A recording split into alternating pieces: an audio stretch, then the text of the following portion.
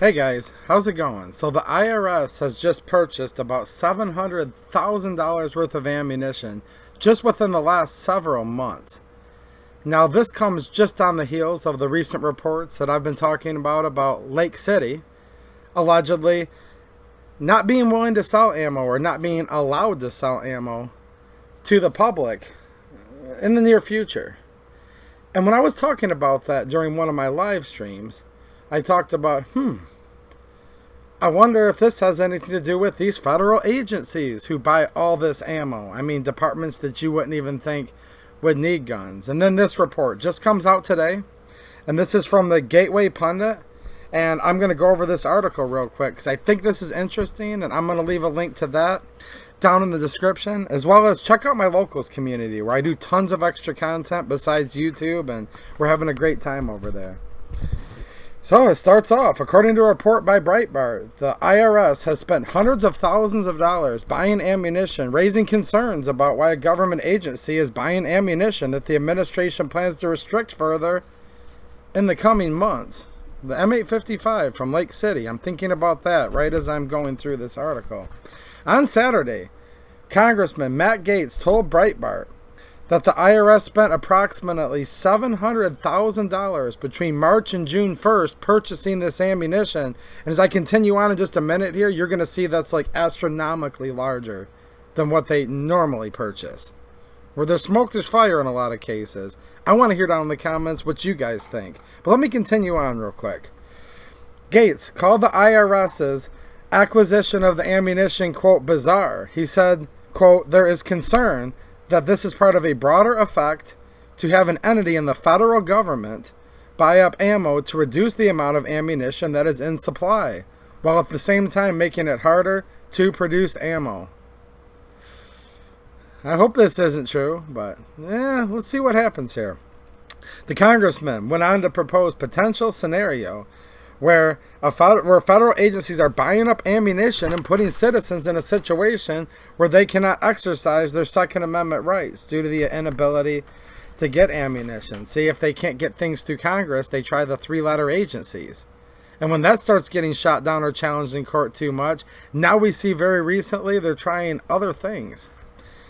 He expressed concern that the government intended to reduce ammunition production and, on the other hand, soaks up the supply of it, according to Gaetz. It is something he feels is a direct violation of the rights of Americans, and I agree too. And I would note the Second Amendment doesn't grant us those rights, but it forbids the government from infringing upon our natural right to keep and bear arms. Now check this out. This is kind of what the IRS normally does. This is still too much, but according to documents from usaspending.gov, the IRS's ammunition purchases range from $3,201 worth of ammo at one time to $92,000 plus worth of ammo at one time. Okay, even on the high end, that's still, about 6-7 times less than what they just bought? On the low end, like hundreds of times less? The purchases were spread out over several months, according to the documents, which are publicly available. It continues, according to the report from Open the Books, published in 2020, the IRS had stockpiled 4,600 guns and 5 million rounds of ammunition as of January 2019. I can only imagine how much more as of recently. According to the Government Accountability Office, the ammunition breakdown at that time included 3,151,500 pistol and revolver rounds, 1,472,050 rifle rounds, 367,750 shotgun rounds, and this is weird, but it says 56,000 fully automatic firearm rounds. Maybe they mean like submachine gun. Would it be like 5.7 or something? I'm just guessing because I'm not familiar with a fully automatic round.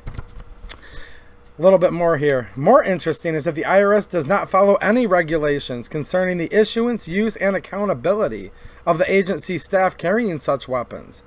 This starkly contradicts the recent push of gun control laws nationwide, including more heavily regulated training and liability. Yeah.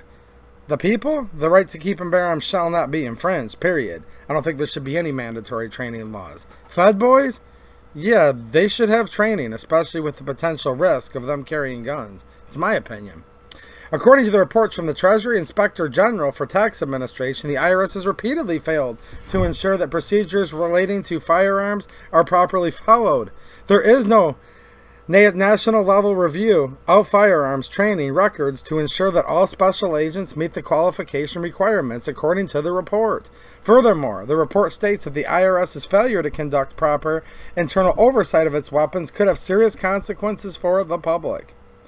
As noted by the Inspector General at the time, and this is a quote, "If there is insufficient oversight, special agents in possession of firearms who are not properly trained and qualified could endanger other special agents and the public." So what do you guys think about that? According to Congressman Matt Gaetz, the IRS just bought 700,000 rounds in ammo. They usually spend maybe about $3,200 to up to $92,000 in ammo. Right around the time that they're saying that Lake City, the U.S. Army, the government, is not going to be allowing Winchester to sell the M855 green tip 5.56 ammo. I know you guys have some thoughts on this, and we can talk about it more in the future, but just wanted to get that report out, and we'll talk more about this later. Alright guys, thanks for watching, and have a good one.